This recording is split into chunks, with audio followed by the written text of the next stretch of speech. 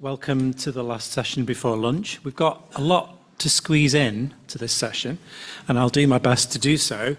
But also for this session's a little bit different because if you do have a question near the end of someone's section, then I am going to try and incorporate questions as we go along. So let's see if we can manage that.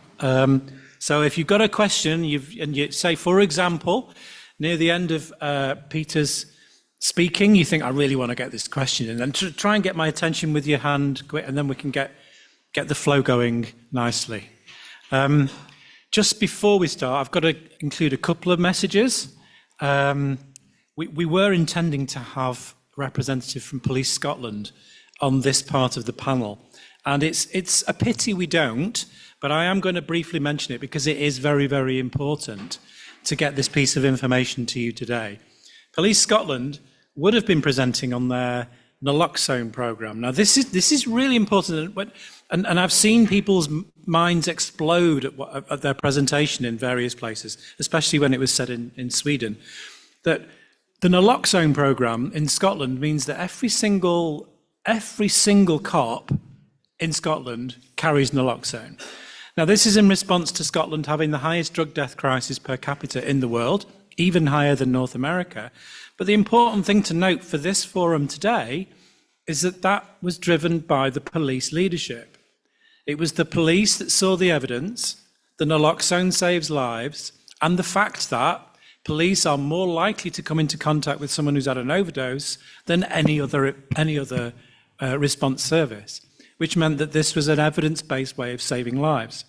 Police Scotland took the view that their primary duty is the preservation of life, which I would hope every police officer does agree, and so this is why they did this. But this was not because of any political leadership, this was in spite of political leadership. This was the police deciding to do this for themselves. The police union, the police federation in Scotland, were against it and actually tried to picket the training and stop their members turning up to the training. But it was so popular, this idea amongst the uniform officers of saving lives, that the police federation had to back down.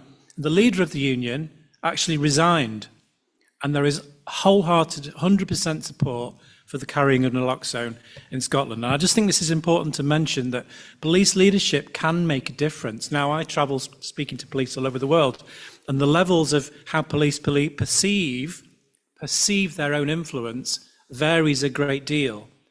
But even if you can't bring in policies like that, you can always have some level of influence within policy. And one of those things is the strategic decision to support harm reduction in whatever form that might be. So with that in mind, I'm going to introduce my first speaker, David MacKintosh, who is a consultant from the UK on drug, alcohol and tobacco issues. So David, please take it away. Thank you. Good start. Okay. It's a great privilege to be here today.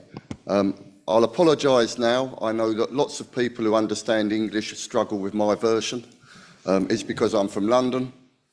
I'm not a police officer, never been a police officer, but I did spend something like 25 years working on a near daily basis with police and other criminal justice workers on drugs and alcohol issues. What I'm going to cover quickly is some examples on how enforcement can be a vital route into harm reduction and treatment, and how it can help achieve policing objectives. I'm going to look at three main examples of things that I have been involved in, some of the lessons learned. Unfortunately, some of these have been forgotten in the UK, and that's had a price to pay. Scene setting. This is from an official report commissioned by the English government. These figures specifically relate to England. I think the thing to draw out here is one, that it's quite useful to have some official figures that estimate the cost of individual drug use and help come to the overall costs. So the figure on the right, a mere £20 billion is the annual cost relating to drug use. The social costs, that includes deaths, ill health, crime, community impacts. On the left-hand side, both significantly under £1 billion, you can see the amount that is spent on treatment and on drug enforcement. So very much dwarfed by the impacts. But it does highlight, I think, that the cost is borne across society, the impacts are felt across society, and therefore it makes sense for different partners, different agencies to work together to tackle that. But partnership working isn't easy, and it has a price, not least is my premature ageing. This picture was taken shortly before I started working on partnerships, and you can see I've aged quite dramatically. Seriously, this picture is nearly 20 years, or is 20 years old, and actually represents, I think, one of the good moments in partnership working in London. So the guy on the left is from the London Ambulance Service. The guy to his left is a commander in the Metropolitan Police. The lady was from our Department of Health, and I was there representing civic bodies and, to an extent, treatment agencies in London. And it was the launch of an overdose prevention campaign. We were concerned at the time that there was a perception that was stopping people ringing for an ambulance when someone overdosed, because the police might turn up and people could get into a lot of trouble. So we knew that people were tidying up, getting rid of the syringes, and then maybe thinking about ringing an ambulance later, tragically often too late. This campaign, and you can see the posters there, not very clearly, but these posters were on the London Metro. You could see them on buses. The leaflets that I'm just about holding in my hand actually went to every treatment service in London. And there was a message there that was saying the police were primarily concerned about the preservation of life, that they were not going to be getting terribly excited about small quantities of drugs that might be left in a barrel of a syringe. There was a lot of work done with local treatment services to support that message. And over 100,000 of those leaflets were handed out in London, and we repeated it for a couple of years running. You cannot prove that a campaign like that has a direct response. It was also similar campaigns were going on elsewhere in the country, but it did really generate a discussion, and I do think it helped challenge that perception that when you rang an ambulance, the first thing that was going to turn up was a police car with flashing lights, and they were going to be worried about arresting everyone. So I can't prove that it did anything as a campaign in itself, but actually during that period, we stopped drug-related deaths going up, in stark contrast to where we are now. And we've stopped doing these kind of campaigns. Unfortunately, one of the jobs I used to do each year was help write the official response to the latest drug-related deaths figures for a couple of organisations, including the Mayor of London's office. It became soul-destroying. Year on year, we'd have a record number of drug-related deaths. There has been a very sad lack of response to that. I might come back to that at the end. Moving on to a different type of case study, and this is going to be a very quick cover of quite a complex area. We have a number of arrest referral and diversion schemes. There are lots of points where you could be diverted away. There's out-of-court disposals, which, as it suggests, you're not going to go to court. The courts also have a range of treatment orders and activities which they can mandate. We heard earlier, that can be quite controversial. But all the evaluations of these diversion schemes, and let's focus on the fact that they were alternatives to people going to prison, and in some cases getting a criminal record, all showed positive impacts. I've got a slide here which relates to one specific area, really, but you can see that there's quite dramatic benefits of people being in treatment, and a lot of these people in treatment will have gone into treatment via the criminal justice system. The largest treatment modality in the UK is undoubtedly opiate substitute therapy, OAT, as it's been referred to today. It halves people in contact with treatment. That you have half the overdose rate just by being in contact with treatment. We have a 54% reduction in HIV and a 64% reduction in hepatitis C. And I think that's probably improved now. We've done some good work around hepatitis C. And the point to make is lots of the people in treatment here, in these figures, have come via the criminal justice system. And not only have we got good health outcomes, but as you can see, we've seen reductions in offending, quite significant. In some areas where these schemes work really well, the positive outcomes have even been stronger. You know, you're looking at like nearly a halving of shoplifting in some areas. A different case study. London's got quite a good nighttime economy. I don't know whether it competes with Warsaw, but it's not bad. We have lots of clubs. We've had lots of issues over the years with people, often younger people, dying of acute drug-related situations in clubs or near clubs. Police clearly have an enforcement role, but we also know that, you know, the police and often the local authority responses will close a venue down. There's been a problem, we'll close it. What happens? You see a rise in illegal events in unlicensed premises, and oddly enough, we see an increase in harm and death. So I was involved in producing this guidance, Safer Nightlife, which the police supported and visibly supported and became the basis for partnership working. And again, we think it's been quite successful. It must have been quite good in some ways because it's been copied by lots of other people. Benefits of partnership working. Very quick nod to the police here. You have one element of the drugs picture, but treatment services and people have another. This isn't about giving up personal information to get people arrested, but understanding what your drug markets look like and understanding the harms to your community. And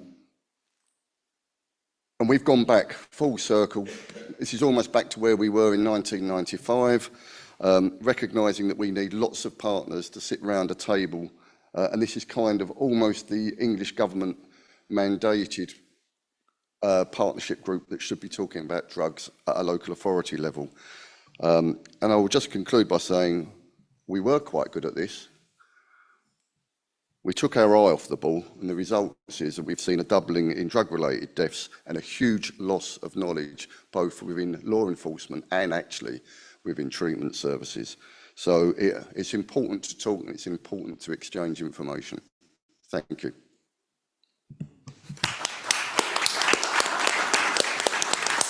That's brilliant. Thank you, David. I think it's really important to make that point that we lost that knowledge because we were developing expertise that went out the window. So consistency is a really good idea. Is there anyone who wants to chip in with a question at this point, or shall we keep going? Right, we'll keep. Yes.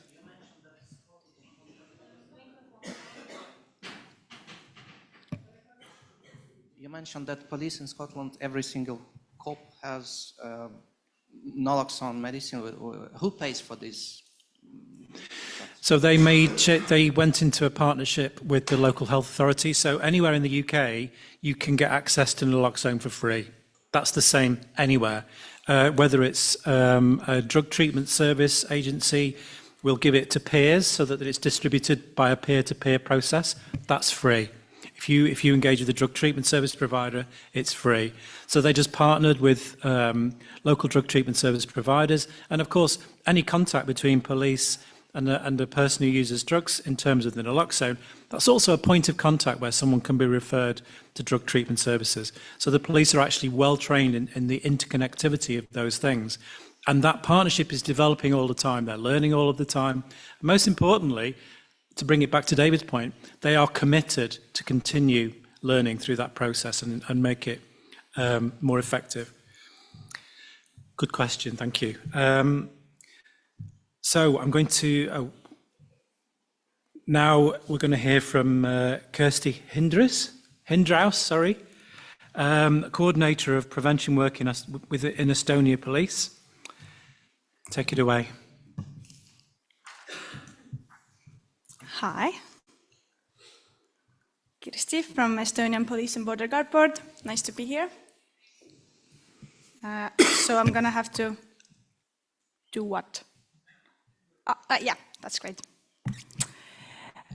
So I'm a prevention work coordinator in one of the regions, and I'm going to talk about program CEECA that's implemented by the law enforcement in Estonia. So about the program, a brief overview. It's originated in 5 of the regions. I'm over there with the Russian border. And the program is originally from Seattle, and we started to use it in 2018.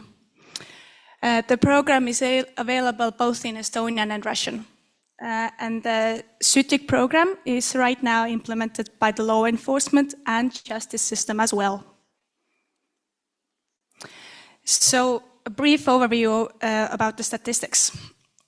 As you can see, with the black is the drug overdose deaths. With the yellow are the clients in CEECA program, and the blue one is referred by the justice or the law enforcement system, and the data is from January to July. Started from 2000, over 2,000 people have died in Estonia due to drug overdose, and the statistics show that 31% aged 16 to 64 have used an illegal drug during their life in Estonia. So, to the program. Basically, I would like to mention that the Estonian police has also naloxone to use, and but it's voluntary. If you want to use it, then you can, but it's not mandatory.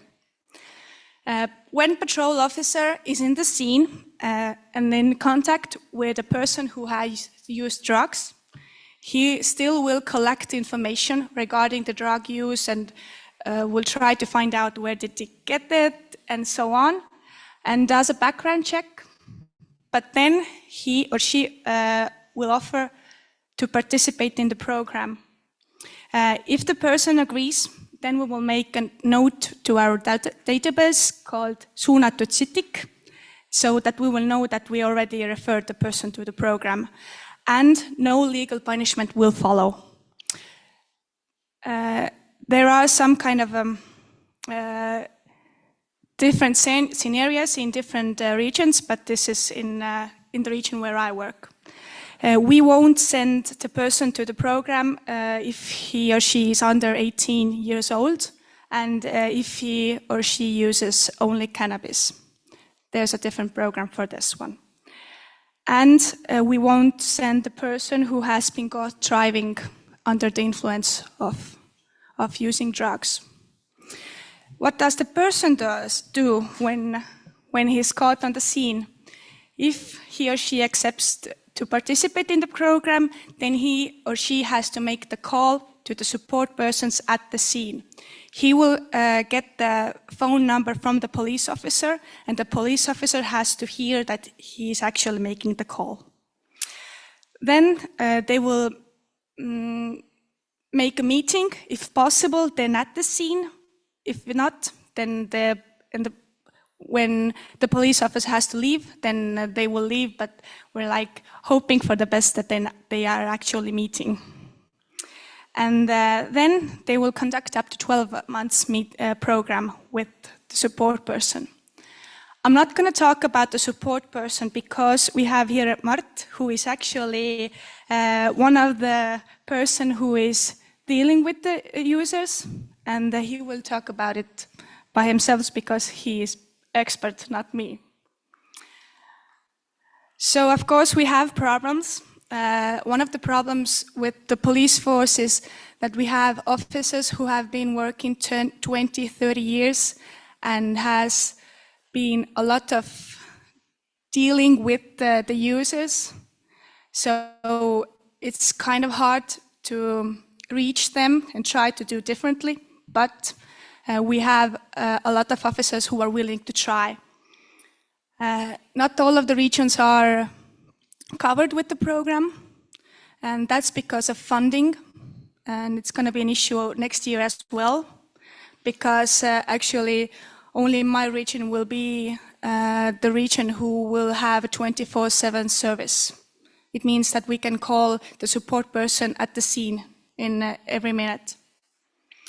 And for the support person, the main difficult thing is that the client is usually has several different diagnoses, so the help will be a kind of difficult one to get. But Mart will talk about it. But why are we doing this? We have had over 2,300 clients over the years who have been referred or independently entered the program. Some of them have been in the program several times. And 93% of them say that they have started changing their lives in positive direction. So it's our goal. Just to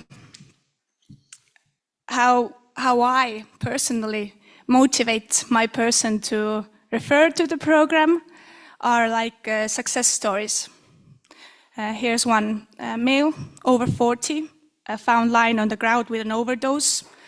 The person was referred to the program. The support person started to work with him, and after getting help with personal life and treatment and so on, after 2 years, he is actually working as a consultant in one of the hospitals who treat people with drugs.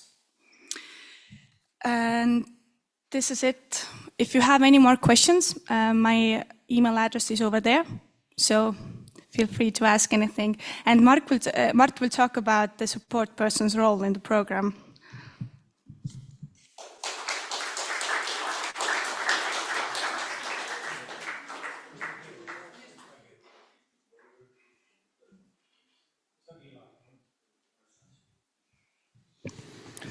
So we'll now hear in response to that, Mart Kalvet. Go ahead, Mart. Hi, everybody. I'm Mart from Estonia, and among other things, I am a support person in the program CEECA that you were just introduced to. First, I would like to point out that not all, maybe even not the majority of clients of the clients of our program are referred to us either by police or justice system. About half of them, I would say, are volunteers, but this has recently started to change. About a year ago, we reached an agreement with the state prosecutor's office that prosecutors could use the CEECA program as an alternative to arrest. So people caught for whatever reasons with drugs and prosecuted get to bypass criminal penalties if they join the program. And since then, I've noticed several things, both good and bad. Of course, we are enormously, we as support persons, that means people, a lot of whom have had lived experience with problematic drug use, or addicts, as the police and other officials call them.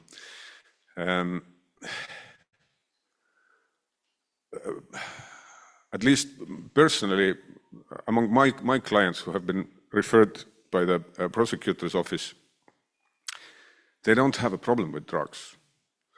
They just did something out of ignorance, not knowing the laws. Like, for example, they ordered ADHD medicine from an online pharmacy without knowing that that's illegal.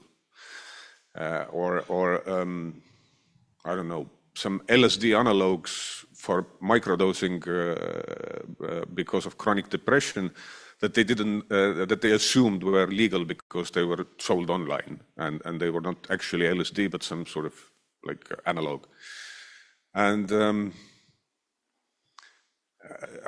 this brought me, the situation is, let me use a metaphor. Imagine a country where for whatever cultural, historical, political reasons, riding a bicycle has been banned. It's criminalized. But there is a constant percentage of the population who, for whatever cultural or even medical reasons, have an insurmountable compulsion to ride a bicycle. And this causes problems, this causes traffic accidents, even deaths. And at some point, someone comes to the brilliant idea, let's stop criminalizing the people who get run over by cars who are on bicycles. And of course, this means that the situation will be better for everyone, for the bicycle riders, for other people in traffic, for the police, and also for the people who have lived experience with riding a bike and are teaching these poor bicycle riders how to live a bicycle-free life. But that doesn't address the underlying problem.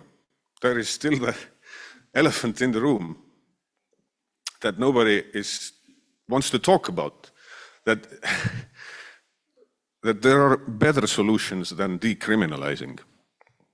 And I've started to see these alternatives to punitive sanctions like Program CEECA as a sort of societal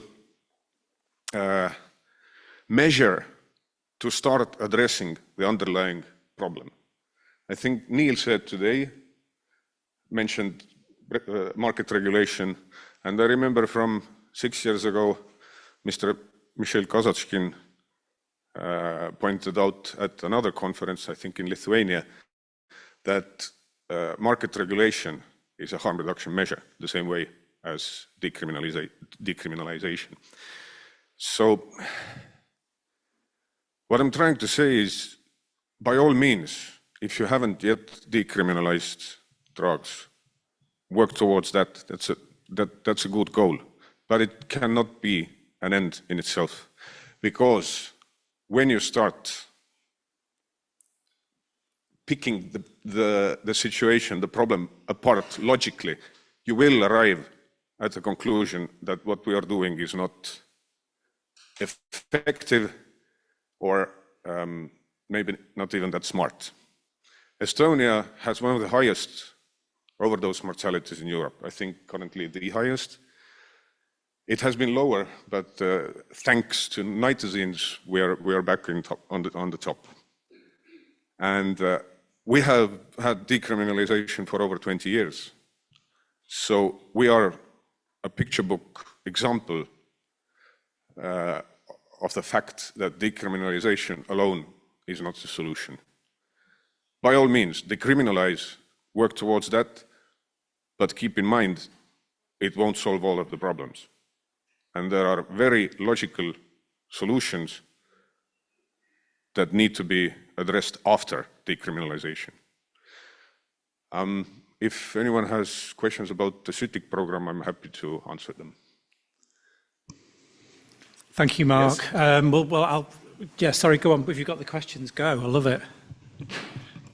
I just wanted to hear details. You have a call in the middle of the night from someone catched by police. What you are doing with him? What you are talking to this person? I work in northern Estonia, in the capital. We have the system there is a little bit different.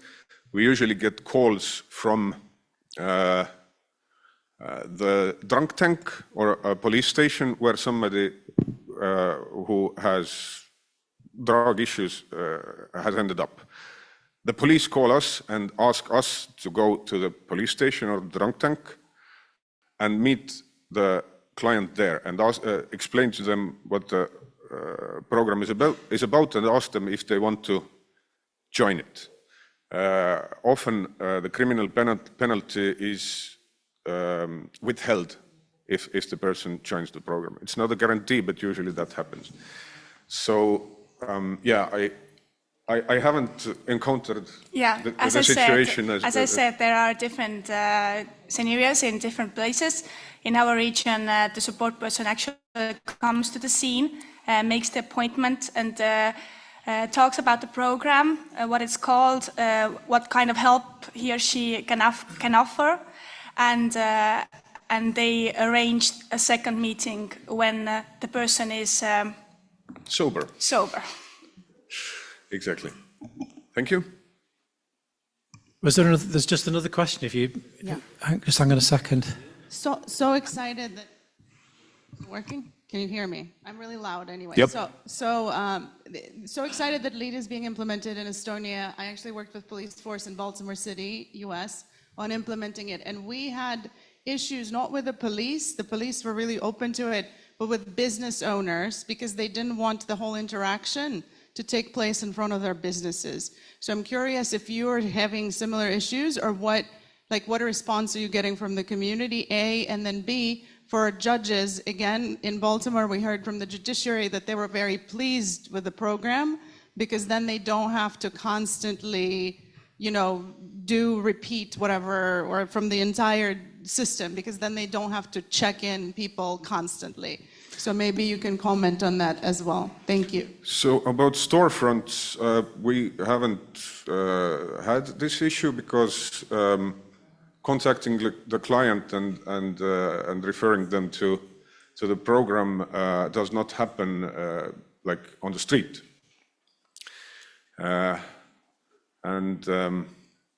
What was the second question?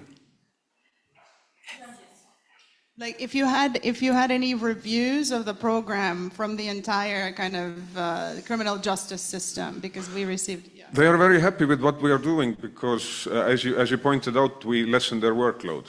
Yeah. People with drug use disorders. I mean, the police are not really equipped to deal with them. It's not part of their training or their work really, and it shouldn't be. I'm not saying that they should do this work, but yeah. But so far we've only had very positive feedback mostly. Because of the not only the police officers, but the prohibition officers and the justice system is also included in the program, and they are referring to the program as well. They are very much in board with us. Also, regarding the LEAD program, I would like to point out that I think the most important difference between CEECA and law enforcement assisted diversion in Seattle and elsewhere in America is the fact that the support persons are peers, are people from among the community of people who use drugs. In the Seattle LEAD model, I understand that the support persons are employed by the police. They are officers, basically. So I think that's a critical difference, and I think that's one of the reasons why CEECA is quite successful, because people get to talk to people who understand them.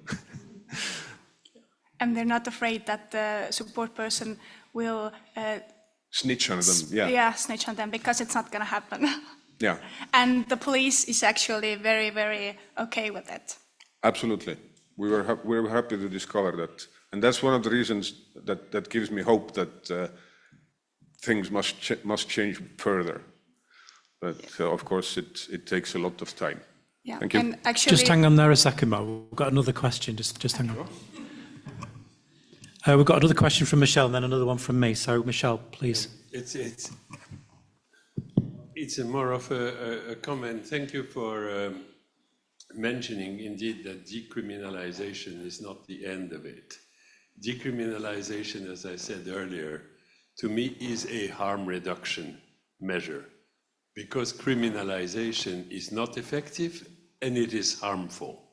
Therefore, decriminalizing is removing the harms from criminalization and should be part of a broader harm reduction strategy. Absolutely. But of course, things will only move differently when we move to legal regulation of drugs, just as we have moved to legal regulation of alcohol or tobacco, allowing for quality control products to be on the market, and of course on changing the entire view that the society and the system has on drugs. My short question is whether there is an equivalent of Sutik for people who are drunk on the streets in Narva or Tallinn. You mean people with alcohol issues? Yes. Who are actually, harmful to the community or to the surroundings. Not as such. So just to point out that there is a difference of treatment of people, yes, with.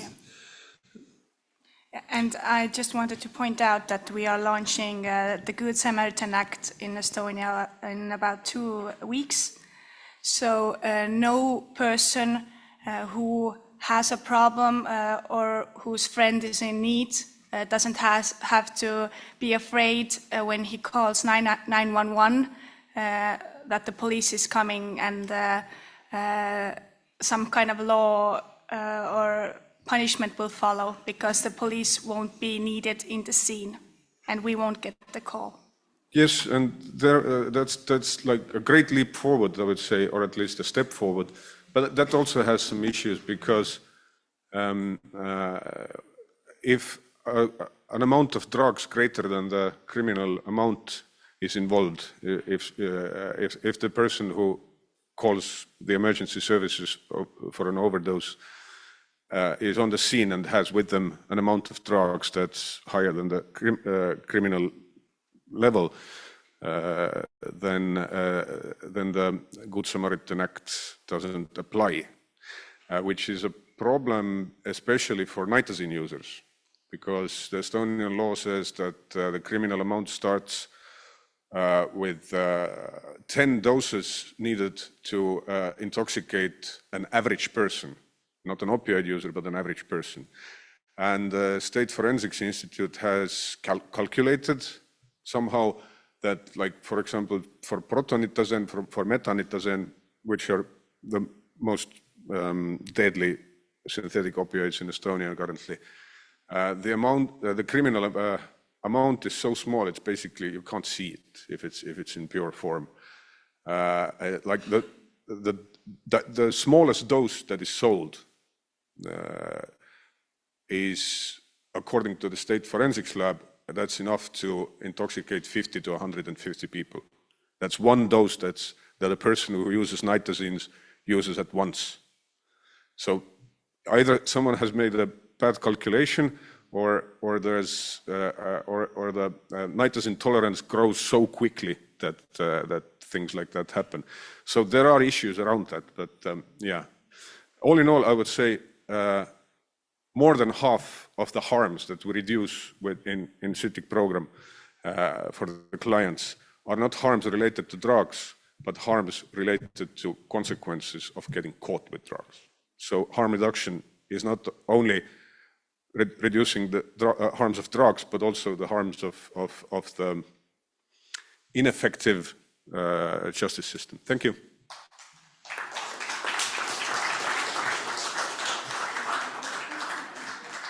Yeah, just before we move on, though, and this is probably a question for the two, I need to know the answer to this. You mentioned that you'd got an agreement about 12 months ago, an agreement with the prosecutor's office. Was that because of any political intervention, or was that an agreement made with the prosecutors separate from politics? Separately, because the prosecutor's offices also know that we can't deal with the problem with punishment. I just thought that was an important point to make, that institutions such as police and prosecutors can make these bold steps in various places. Okay, so now we are over to Vitalie Railean. Sorry if I've pronounced that wrong. And you are from the main office of the Directorate of Public Order and Security Policy, Fighting Crime of the Ministry of Internal Affairs in Moldova. I hope I've got that right. Thank you. Hello to everyone. Sorry for my presentation in Russian, but my English is not very good. And я начну с того, что в первую очередь хочу поблагодарить организаторов за возможность присутствовать на эту конференцию. В частности, и национальной полиции, которая нам предоставила все удобства для хорошего проведения этого мероприятия, за кофе, за все гостеприимства. Меня зовут Vitalie Railean. Sorry, but my natural language is Romanian. Я являюсь старшим офицером управления политики общественного порядка и безопасности и по борьбе с преступностью Министерством внутренних дел Республики Молдова. В рамках тематики нашей встречи роли правоохранительных органов в доступе к здравоохранению и снижению вреда в страны нашем регионе, хочу отметить, что сотрудничество полиции с организацией гражданского общества в сфере помощи людям из группы с повышенным риском инфицирования ВИЧ было начато еще в 2012 году.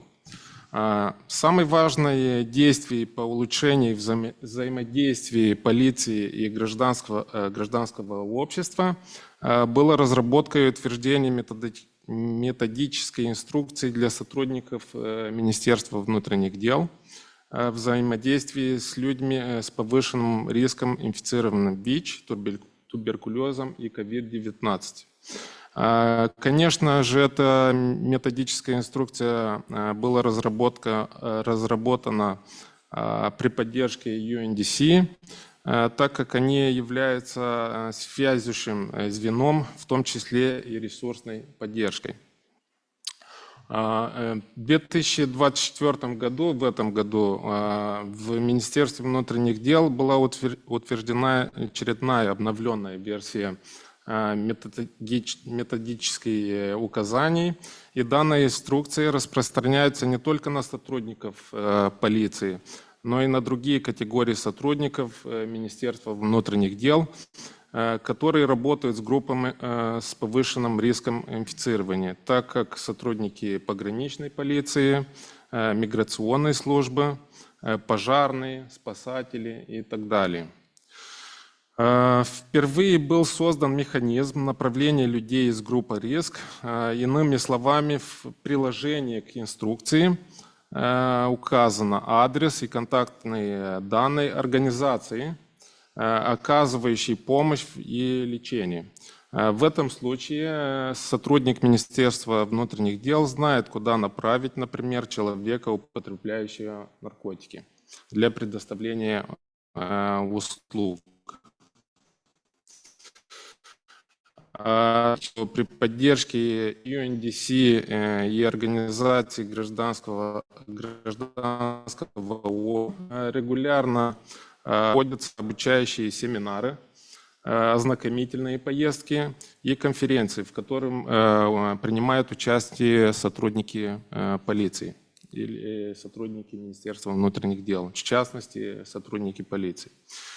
Еще одним важным аспектом помощи и направления лиц с повышенным риском инфицирования специализированные учреждения является законодательство Республики Молдова, которое предусматривает, что в случае лица, добровольно сдавшего наркотические средства, незаконно владеющие и которые не являются объектом распространения, и согласился добровольно обратиться в медицинское учреждение для получения необходимой помощи, ответственность за незаконное приобретение или хранение снимается. Еще одним изменением нормативной базы в целях применения института условного освобождения от уголовной ответственности за совершение преступлений, связанных с употреблением наркотиков, стало изменение Уголовно-процессуального кодекса.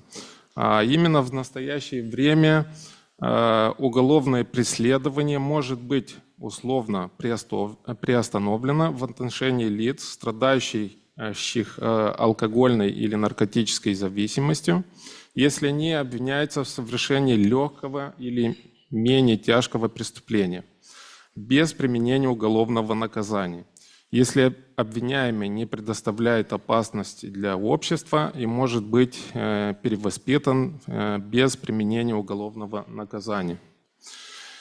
Еще один компонентом, который реализуется полицией в партнерстве с организацией гражданского общества в сфере помощи людей из группы повышенного риска инфицирования, часто при поддержке опять UNDC, является проведение информационных и обучающих мероприятий для сообщества о последствиях употребления наркотических веществ. Могу предоставить некоторые цифры. Только за 2023 год было проведено 2 информационных профилактических кампаний национальных, примерно 400 гражданских акций. При этом важным аспектом является методизация проводимых мероприятий, в которой активно участвует представитель организации гражданского общества совместно с полицией.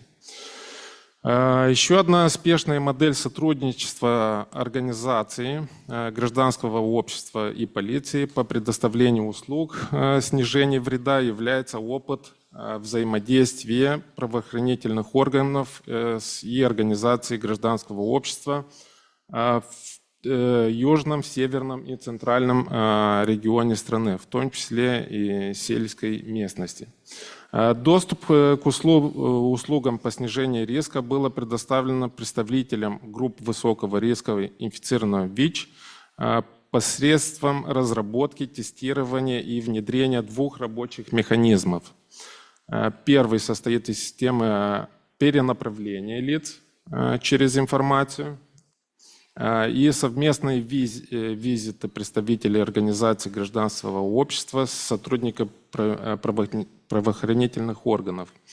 Таким образом, за период 2021 год 2023 по 2023 года переадресовано от полиции к медицинско-социальному учреждению было более 390 людей из групп повышенных рисков, туберкулез и вирусные инфекции гепатита. Мы говорим о потребителях наркотиков, секс-работницы и представителей ЛГБТ. Совместно было с полицией, с организацией было проведено более 1050 совместных посещений. Тут мы говорим о местах, посещаемые потребителям наркотиков, например, заброшенные помещения, подвалы, уязвимые населенные точки и дома.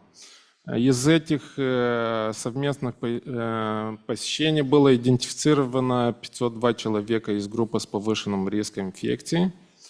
Из них было диагностировано с ВИЧем 14 человек, 24 с туберкулезом и 38 с гепатитом. И также совместно с правоохранительным органом, с организацией было проведено более 400 образовательных уроков в образовательном учреждении. Другой механизм сотрудничества и коммуникации между органами, властями и организациями гражданского общества осуществляется на платформе Национальной комиссии по борьбе с наркотиками, которая периодически собирается для решения проблем в сфере наркополитики. Хочу отметить, что Национальная комиссия по борьбе с наркотиками в Республике Молдова является основным органом, который занимается разработкой политики в области наркополитики. Таким образом, Национальная комиссия по борьбе с наркотиками установила следующие приоритеты, которые необходимо достичь уже до конца 2025 года. Первый состоит из создания национальной системы раннего предупреждения для надзора. Мы тут говорим о Yearly Warning System, который для предотвращения, обнаружения, установления новых психоактивных веществ. Другой приоритет Национальной комиссии по борьбе с наркотиками состоит из разработки национальной программы. Тут мы говорим о стратегии по борьбе с наркотиками, которая должна быть в соответствии с стратегией Евросоюза в сфере наркотиков. И третье состоит из разработки анализа возможности создания отдельной структуры в сфере профилактики, помощи и борьбы с употреблением наркотиков, которая должна стать специализированной структурой с полномочиями по принятию решений. Тут мы говорим о административном органе, подчиняющем правительству, который будет выполнять иные функции в сфере наркополитики. Хочу отметить, что на всех заседаниях Национальной комиссии по борьбе с наркотиками представители гражданского общества принимают решения, являются членами комиссии, в том числе предлагая различные темы для обсуждения на заседаниях. В качестве примера могу отметить, что недавно было обсуждено предложение разработки национальной стратегии по борьбе с наркотиками. Предложение поступило от организации гражданского общества. Мы тут имеем в зале представителя этой организации, является госпожа Лаицко. И в настоящее время определяются дальнейшие шаги. Я хотел в конце отметить, что хотя законодательство Республики Молдова криминализировано в отношении личного потребления наркотиков, национальные власти, тут мы говорим о Министерстве внутренних дел, Министерство юстиции, Министерство здравоохранения, Генеральная прокуратура, совместно с гражданским обществом имеет коммуникационную платформу, посредством которой мы достигнем консенсуса в направлении декриминализации. Мы надеемся, что в результате приведения национального законодательства в соответствии с стандартами Евросоюза, в процессе, в котором мы уже сейчас находимся, произойдет декриминализация законодательства в сфере наркотиков. В конце еще хочу отметить, что у нас хорошее сотрудничество. Я думаю, что мы еще улучшим ее, особенно если у нас будет возможность ознакомиться с опытами других стран. И благодарю вас за возможность принять участие в этом мероприятии. Спасибо большое.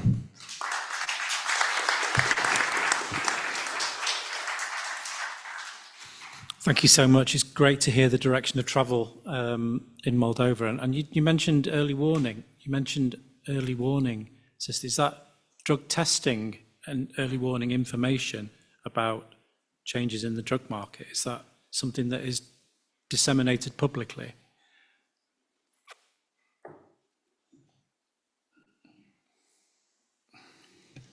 Да, хочу отметить, что эти решения были приняты, вот мы говорим, что у нас есть в Республике Молдова Национальная комиссия по борьбе с наркотиками. И все собрания, которые проводятся Национальной комиссией, они медиатизируются. И, как я говорил, вот эти решения, которые принимаются, приоритеты, вот про Yearly Warning System или стратегии. У нас разработана группа, в которой включаются представители из других государственных учреждений, в том числе из гражданского общества. И получается, все наши действия медиатизируются, и все знают, в каком направлении мы движемся. Well, thank you very much. Is there any questions from anyone at this point? Yes.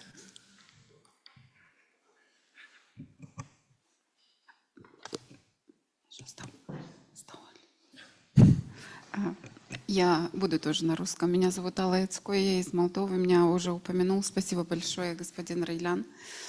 Я подтвержду тот факт, что на самом деле мы сотрудничаем, мы, гражданское общество, мы те, которые внедряем и организовываем услуги снижения вреда в Молдове, сотрудничаем очень долго. И я скажу очень хорошо вместе с полицией. То, что очень важно тут является та среда, законодательная среда, которая иногда мешает и нам, и вам, полиции, для того, чтобы обеспечить тот подход, основанный на права человека, основанный на публичном здравоохранении, а не на наказание людей, которым нужна помощь и которым нужно лечение. Сейчас Молдова в периоде трансформации. Мы сами еще не знаем, как будет выглядеть наша наркополитика через год, потому что нам на самом деле предстоит разработать новую стратегию. И мы будем учитывать те рекомендации, которые есть от EUDA, в рамках которых есть drug consumption rooms, drug checking, как вмешательство включенные, в рамках которого должно заработать early warning system, и в рамках которого декриминализация должна стать реальностью, а не надеждой. Потому что, да, у нас наркоучет есть такой, как есть в некоторых странах нашего региона и мешает людям обращаться за помощью. Да, у нас есть налоксон, есть очень много вмешательств в рамках программ снижения вреда, считающих очень прогрессивными и новаторскими. Но пока есть среда, которая ограничивает людей, пока есть та высокая стигма и дискриминация, я уже не говорю, я не говорю со стороны полиции, потому что сейчас, слава богу, благодаря тому постоянному сотрудничеству и общению с полицией, которое мы имеем, реакция полиции, подход полиции, он поддерживающий. Но нам есть над чем вместе работать. Нам вместе нужно работать с медицинскими. Есть системные барьеры, есть системные преграды, которые нам мешают, в том числе медицинская среда, которая генерирует очень много стигмы и дискриминации, общество в целом.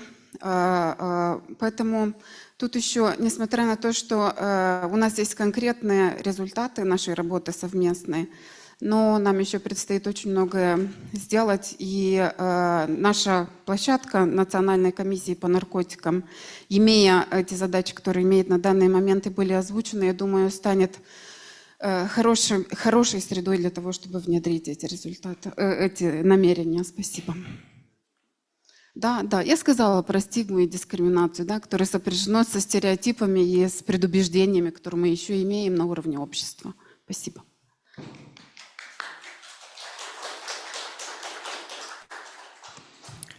Do we have any other questions before we move on? Okay, I'm now pleased to introduce Peter Myushondt, who is the Chief of Police for the Rupel police force in Belgium. Take it away, Peter.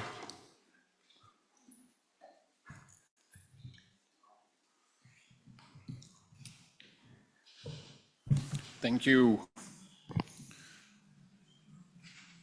I have a presentation of 5 slides, and I will take only 2 minutes per slide. That's a promise.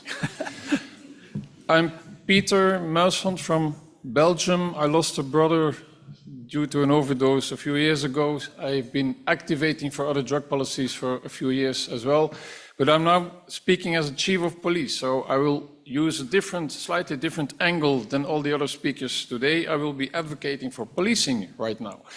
And the difficult position that we are put in by Madam the Senator sitting in the first row in front of me, it is too easy to tell police to do this and this and this. We need a framework, we need laws, we need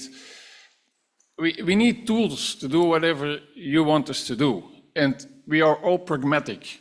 I think there's one thing that's in common in universal policing. We try to solve problems. And if you have the tools to solve problems, we will use them. And I will try to show it on the hand of one case, the policing of Tomorrowland Festival. I'm not sure that you know the Tomorrowland Music Festival. It's, I think, one of the biggest in the world. This is only one stage. We have 16 of them. It's a festival happening the last 2 weekends of July every year, hosting about 100,000 people a day coming from 200 different countries. And one of our problems is that people coming to Belgium don't know the laws regarding to drugs because they're coming from all over the world. And even though they have all signed the international treaties, every country has its own accents, its own policies, and then they come to us, and then we are working in a zero tolerance environment, which creates quite some problems or challenges for us. This is one of the articles that has been shown for the last, not this episode, but the one on 2023. We have a lot of issues with drugs because the electronic music scene is also related to a lot of drug use. And if there is one thing that Tomorrowland can actually miss is a bad reputation because they rely on a lot of very important sponsors. So we have a partnership. Tomorrowland is the organization. We work with them, we work for them, we are policing public space, but they're also a very important partner in the policing of this event. I'm actually voluntarily using the word policing, not police, policing, which is a verb. It's not about the institution of police, it is the collaboration of different actors policing an event or policing a society. So for them it is very important to miss those kind of information. And international press is always present with a big number of journalists, and they only focusing on drugs and drugs death. While we as police, we have to be able to guarantee mobility, critical incidents, mass compression, terrorist attacks, wild shootings, all those things, because the whole world is coming together. So we are also importing the Israel-Palestina conflict. We are also importing the Russian-Ukrainian conflict on this small area of, and it is creating a lot of political challenges that are important for policing, but everybody is always focusing on the drugs. So we try to, is this really the presentation I presented? Oh. Anyway, we care a lot. We Care a Lot is an umbrella organization. Police is one of the partners, but also health, district attorney. Every partner involved, the Ministry of Public Health is also involved in this umbrella organization where we try to mainly work on the field of prevention and sensibilization. But you will see that when we are working in a zero tolerance environment, and it is very important, we are here to help, not to judge. But on the other hand, Tomorrowland is located, organized very nearby Antwerp, the second largest entry point for cocaine worldwide. We have a mayor of Antwerp who is also the president of the biggest political party in Belgium. He's now forming a government, but he's very much ideologically opinions about the war on drugs, and he wants to invest even the army in keeping the streets safe. We have everyday attacks, we have shootings every day. It has been increasing the last few years dramatically. That is the environment where we have to work in. And I would like to stress the role that police can play in reducing the negative effects of this war on drugs. It's a surprise for me. What next slide? No, this is not the one I... Okay, let's continue. What we are doing on the base, on the level of personal use, possession, there is the Portugal approach. We actually use the Portugal approach on the level of drug possession and drug use. So we do checks. Yeah, I don't think it's. Oh, but then again, it's anyway. It's a surprise for me too. That makes it more fun. When people entering the festival, we will do checks. We actually use dogs to do whatever we have to do. In this context, you have, and that's very important, the context in which we have to work. We have to do those checks.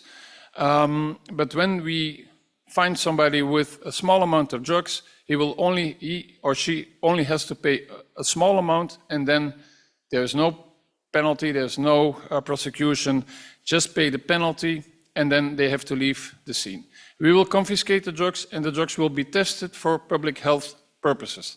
So if there are substances that we find and they are extremely dangerous, there is a procedure in place that we can inform people going to the festival about the drugs that are currently running around on the festival, so we can try to avoid overdose of those substances. When it comes to dealers, we have the district attorney on the field alongside police officers, and dealers will have their invitation to present themselves before court a few weeks after the festival. So they really get their convocation. You have to present yourself before the court in, let's say, 4 or 5 weeks.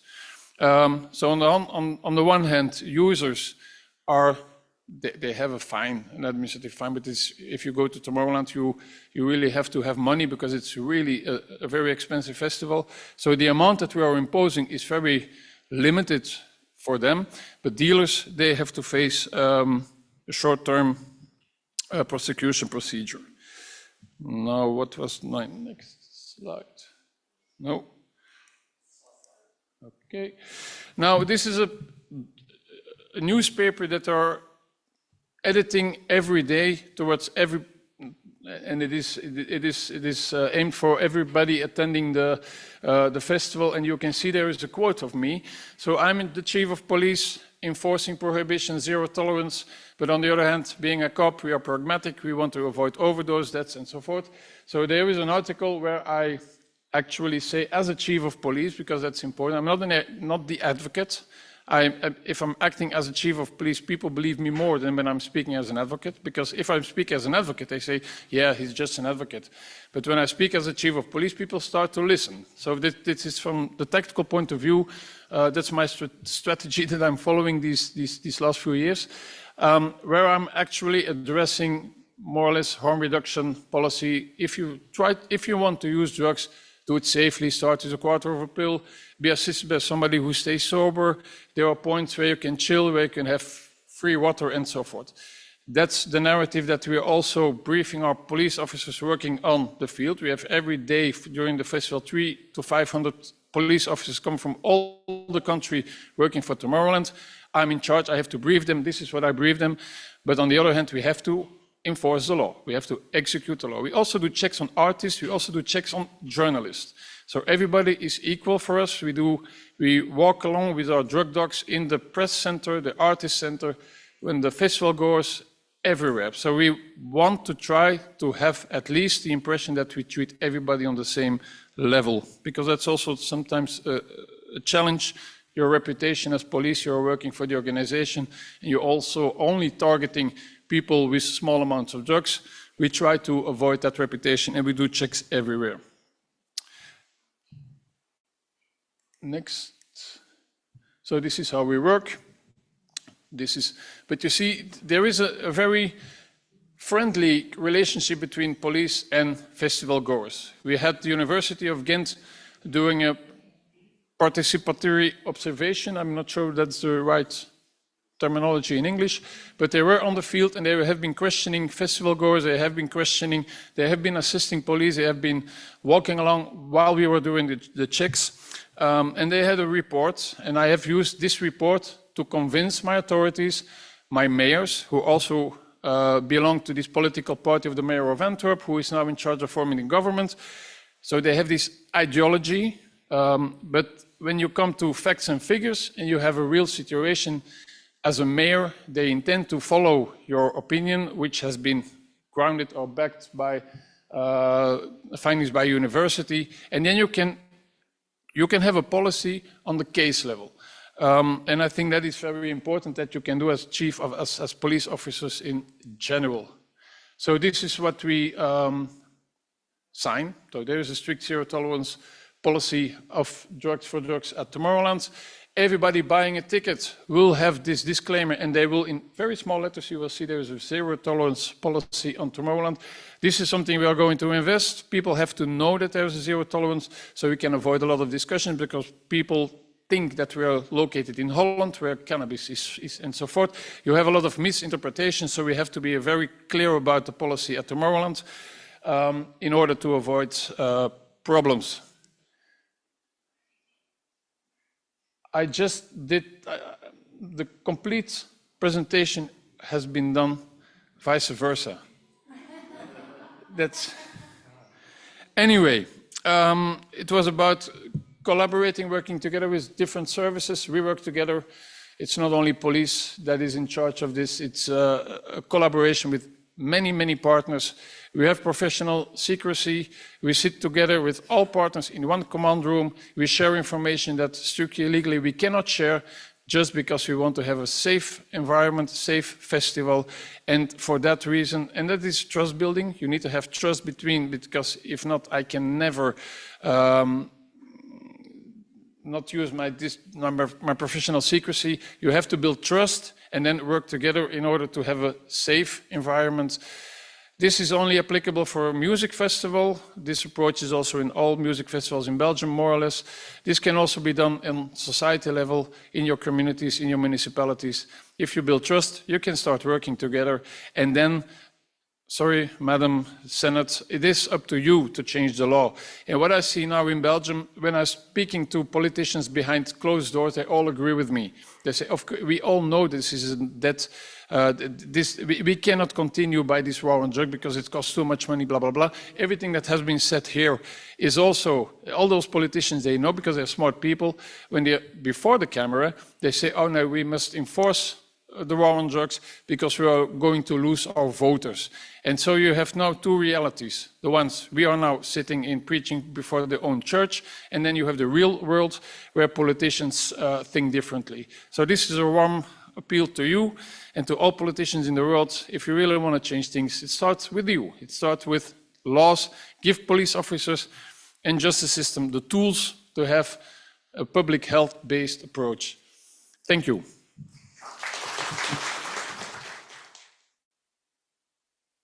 Thank you, Peter. I just have to chip in with something there.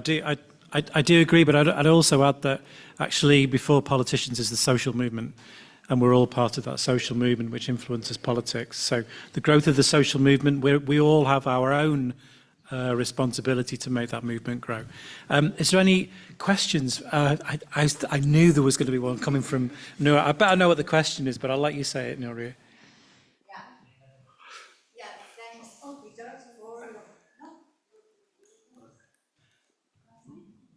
Okay.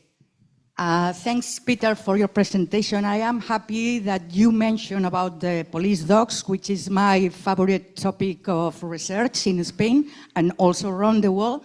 I am investigating this topic, and as you probably know, evidence and science say that dogs in front of festivals is something harmful. So evidence said not dogs in front of festival, because you, as police, your goal is to avoid problems, intoxications and deaths.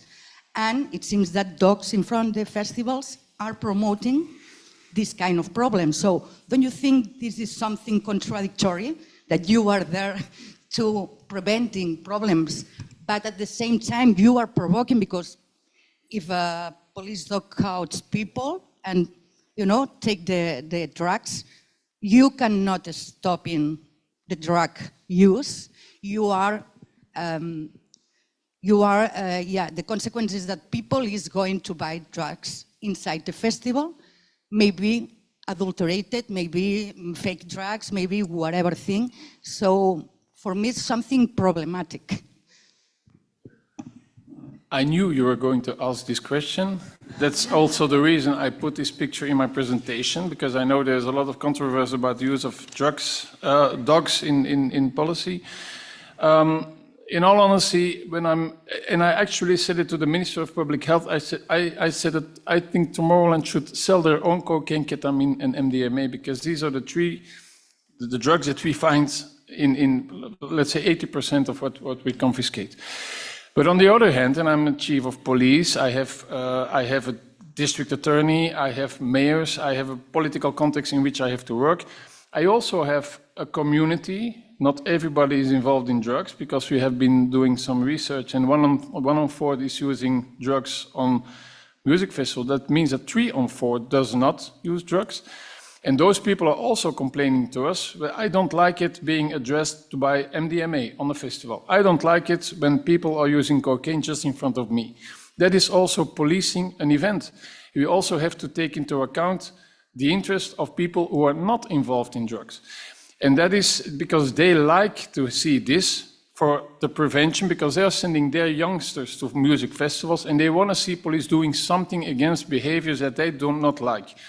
So I agree with you that those two dogs were not drug dogs, by the way. They're my own dogs, and they're they don't know how to smell drugs. But by walking around with a dog, we also have a communication with festival goers. So it's a very difficult discussion. I know that using drugs might motivate people to swallow their drugs before they enter and so forth. So we try to use them very tactically and with a lot of consideration. But we must not forget all those people who are not involved in drugs, because they also have the right to have a safe festival. People not involved in drugs not regulated, you mean? I mean, these people is drinking alcohol, right? We get a lot of public support because what we do, just because people say, I'm sending my young people, my children to a festival, we want to have a festival that at least gives the impression that there is something done about the visible use of drugs. In Tomorrowland and all the electronic music festivals, there is a real visible scene of drug use, and not everybody is waiting for that. So that is also important. I think as a police, we have to be neutral. We have the Universal Declaration of Human Rights. That is what we are. But all persons are equal, not only people who want to use drugs. And not everybody is addicted, by the way. I have the impression that when you use illicit drug, that everybody thinks that you're directly becoming addicted. I think that's not the case. I think 80% of people using drugs will never have an addiction. So anyway, we are going too far. I'm here to talk about music festivals. Go on. Yeah, thanks a lot. Thank you very much for bringing forward this concept of having needs, policing and police needs alongside the responsibility. And I would be very curious to understand also, given the position that you occupy, how does this feedback mechanism within the police actually work? So community police or police officers who are sent on the streets or at the festival or whatever, when they identify something that's not working, something that can be improved, how does the feedback mechanism work, let's say, within your jurisdiction? And then a level above that, how does this work from you to the level above you? And then how does this mechanism actually looks like to a point where it reaches those you think have the actual power, the starting point to make the change in law and then implement the improved approach? That's a 1 million question. I think we have to enforce or execute many laws. It's not only drug laws. We have a lot of laws that we have to know and enforce. I think most police officers working in the streets know that what they are doing is not really helping, is not really improving the world. But if you use, for instance, indicators like arrests and confiscations, then some drug teams or drug-oriented teams will have good results. But most people working in the first line, they say, it is what we have to do. We cannot imagine a world where, for instance, police say, I'm going to execute this law because I think that's a good one. This one we are not going to execute because we don't think it has any effect. Then you're ending quite rapidly in an environment that you do not want. Police officers say this, we have arrested once again this person who is addicted to drugs because there is no healthcare available. So he has to spend the night in our jail because there is no one else to take care of this person. They know that we will not be the right person to help people struggling with an addiction. But there is no alternative, at least not where we are working. And I think in Belgium, at least, we have a quite developed system of public health. But we are 24/7 on the streets. Healthcare is not 24/7 available.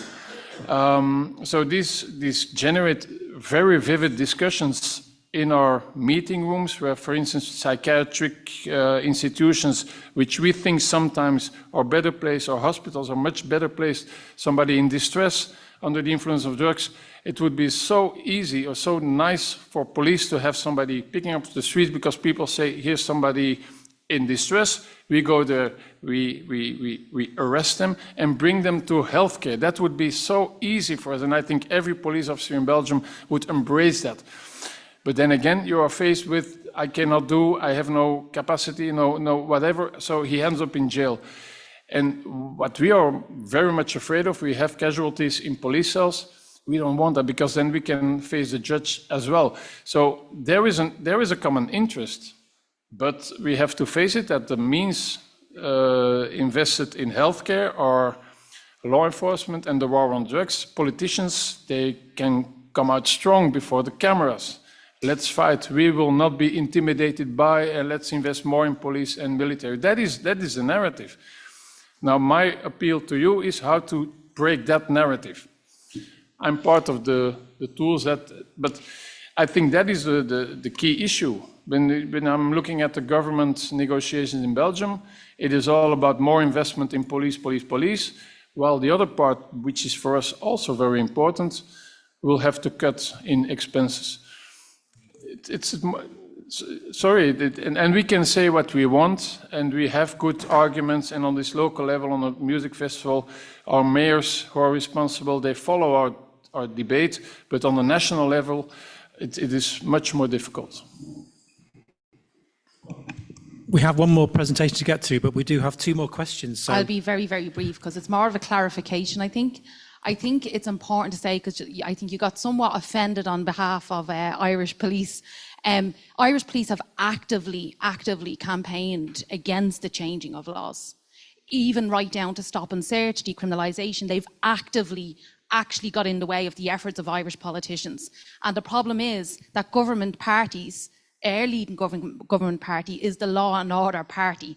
So every time the guards in Ireland, we see it's even closely on the horizon that we may decriminalise drugs, they get louder and louder, and they present to the Citizens' Assembly, they present to the government that they cannot change the laws, that they will not be able to police society in any shape or form if we change the law. So unfortunately, it's not only down to politicians, it's actually down to police. You're saying you need, if they had the tools. The problem is Ireland's a very small country of like 5 million people, and police and the Law and Order party, Fine Gael, are very close hand in hand. So you have to fight against many things. You know, I'm an independent senator, I'm not a government senator. So unfortunately, I do need police to actually go, this doesn't work, we don't want to lock people up. And currently in Ireland, we don't have police saying that. Can I react? Yes, briefly, if you don't mind, Peter. Well, the discussion about police is another discussion, because I think every country has its own organization. But maybe we should continue this discussion afterwards. If I'm a politician and I'm looking for argumentation for my case, I will ask those police officers that will support my case. I've been in the Senate Commission for Legalization of Cannabis, where the left-wing party and the French-speaking part have asked me to testify before the Senate, while I was sitting next to those guys who want to the prohibitionists, and who have been written to the Minister of the Interior against me, because I've written a book in favor of. But I was also in that Senate, I also had the opportunity to say, and I'm also chief of police. I was even chief, he was not the chief of police. It all depends on, and that's what I learned from Transform Drug Policy Foundation, people who want to have a debate, they will find those arguments that will suit their case. Anyway, we can continue that during lunch. Yeah, we have one last question before the next presentation. Yes, thank you so much for your presentation. It was indeed exciting.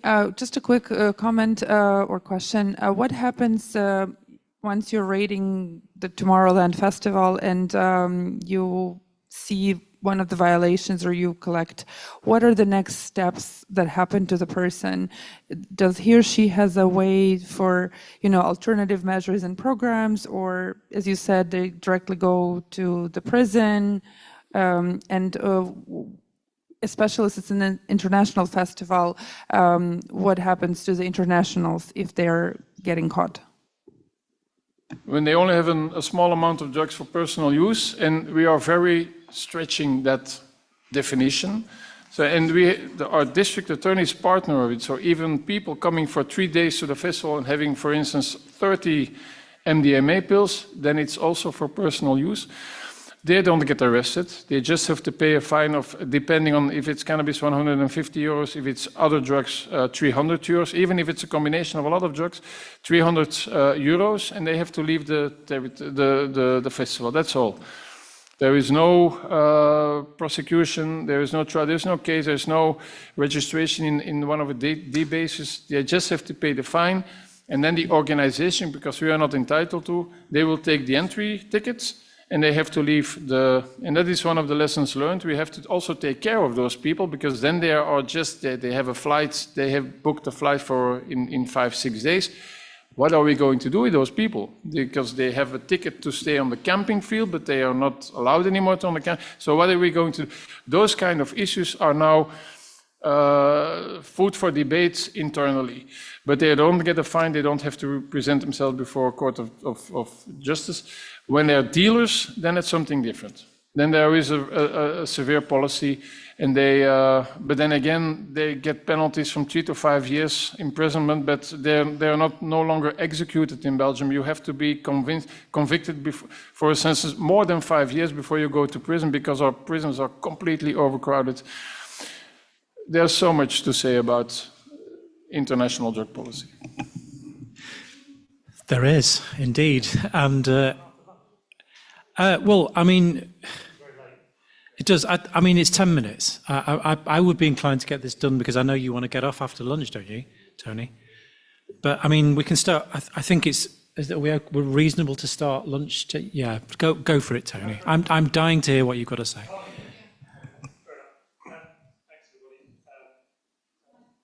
There we go.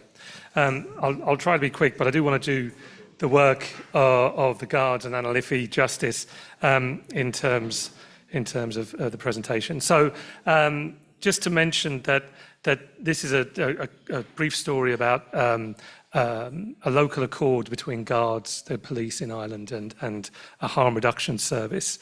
This is not the end game. I do believe that we need a fully decriminalised environment in terms of drug use. And yeah, it's an incremental piece of work that has happened over the last 10 years. So we work under prohibition. It's obvious, really, but the mission of the guard on Garda Síochána police service is keeping people safe. And indeed, if you go further into the document, they are there to protect life. And I think we should remember that when we're talking about drug use and policing. It's not an ideal situation, but we have to work together. Have I got a thing?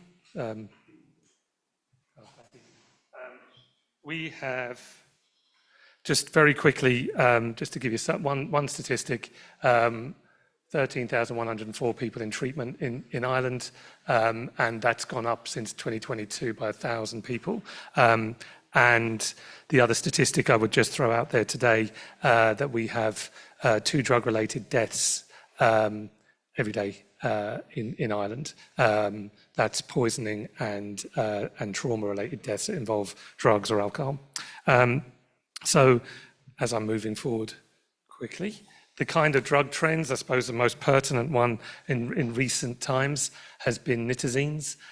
We had a very serious overdose cluster back in November of 2023, 64 overdoses in Dublin, when we would normally have, say, 3 a day. We had 64 over the space of 4 days. So very serious. We also, obviously, it's a synthetic opioid, but the synthetic drugs are a huge problem for us all. This summer in Portlaoise Prison, in the Midlands of Ireland, there were 12 overdoses on the landing, which, if you're a prison officer trying to deal with that, it's deeply traumatic. As I understand it, nobody died, but it was actually synthetic benzodiazepines that caused that particular difficulty. The Anna Liffey Drug Project is an NGO, a non-government organisation, or a civil society organisation. We're a harm reduction service, low threshold harm reduction, and we provide services in Dublin City, in Balbriggan, which is North County Dublin, and in the Midwest region of Ireland, down in Limerick City. We have what I'm going to talk about today, the Law Engagement Assisted Recovery service is both in Dublin City and in Limerick City. We also do needle exchange and provide crack pipes and overdose prevention. We provide naloxone, we do case management, community detox, outreach, in-reach, group work, nursing. We have nurses, GP surgeries, and the law engagement assisted recovery program. It began in 2012 when we started to work with the guards more proactively. As I said to you, it's a local accord. There was a little bit of finding our feet, so we were doing outreach with them. Basically, the need to work with the guards around 2014, 2012, 2014, was because of our data protection laws, in fact, GDPR. And I sat in a meeting with the then Assistant Commissioner for the Dublin Metropolitan Region and the Assistant City Manager for Dublin City Council. And my colleague, the Assistant Commissioner, had a folder with 120 names in. And he couldn't give it to me to have a look at because of our data protection laws. And I had a list of probably around the same amount of people and probably the same people. So we had to work together. So we agreed that we would begin to work together. And this led to the Law Engagement Assisted Recovery project once we worked through a number of key issues. But yeah, there's I think part of the importantly, part of this particular project is not just the work we do on the ground, which I'll go into in a second, but it's also the link between very senior people in Dublin City and in Limerick City particularly, but very senior people who hold budgets and the frontline workers. There's the connection essentially was me taking the reports to the very senior people and looking at blocks and barriers and gaps and finding solutions for individuals. So that was very important. So the aim of the project is to support people who have complex and multiple needs, such as addiction, criminality, homelessness, and mental health, to engage effectively with support services often for the first time, and to identify and achieve their goals. So what I would refer to as people who are street involved. A key focus of the project is supporting people to move away from criminality and antisocial behaviour and towards their personal recovery. These, these were the hardest cases. These were the people who other services weren't having any success with or weren't engaged with other services at all. So it was, and they were coming to the attention of the Gardaí, our police service, and they were saying, listen, we're just processing them, we're just arresting them and processing them and sending them back out. There was a realization by the police that actually these are underlying health issues, mental health, addiction, etc. So keep moving. They're very quickly, Gardaí in each partner station, police in each partner station are assigned, trained and undertake leadership on referrals. Gardaí refer people directly as they are identified as suitable. We meet with assigned Gardaí or police on a fortnightly basis to discuss referrals, case updates and hotspot areas. We work through assertive outreach, and consent and confidentiality are key to referral and intake. So we get agreed confidentiality before we can case manage people together. If people won't agree to share confidentiality, we still work with them. We're just not sharing information. And Liffey will work with them and find ways forward. In terms of the case management, low threshold outreach, based key working and case management to people in partnership with the person and the police. Overdose prevention, relapse prevention and recovery supports, pragmatic care plans, social welfare, forms, housing, warrants. What's really, really important is there's no slippage. My colleague Peter mentioned earlier about trust. People need to trust us that we're going to do what we say we will do. So we have to get, the guards have to do, the police have to do what they say they will do, and so do we. And there is no slippage. Trauma and restorative justice-based approach to criminal and antisocial issues, monitoring of trends in crime and antisocial behaviour. If this is working, we need to see those things going down. What can law engagement? I'm reading these out because of the translation, right? Sorry about this. So, what can LAIR achieve? a productive working relationship between case manager, service users and police, progression of drug-related goals for those individuals involved, support with legal issues and reduction in criminal activity, reduced antisocial behaviour in the wider community, sustain long-term accommodation, minimise the risk of homelessness. On a macro level, we achieve more cohesive organisational partnerships and mindset changes. I haven't really got time to go into too many case studies, but I will say I'll take the other case outcomes. So people that have commenced local employment, volunteering at community events, cessation of or stopping aggressive begging, exiting group drug dealing. So we work with people who are low-level drug dealers and look for other options for them in terms of the pathways that they have. Peer referral of other people who were dealing. So dealers being referred to us for help. And then, almost there. And then, just in terms of the Gardaí's feedback, because we have police officers here, I have been in a community policing for probably 11 years as a Gardaí and a sergeant, as a police officer and a sergeant. I have been involved with lots of different projects, and this one has longevity. It is working. There are hard people in hard places here, and it's working. We should be shouting their successes from the rooftop. It's the team within the project that's making it. They are the right people, they really care, and they have a vested interest in it. So, that's from a police officer. There's other quotes there from clients and project workers. Finally, just to say thank you, I think just a couple of things. This is not mandated, this is not compulsory.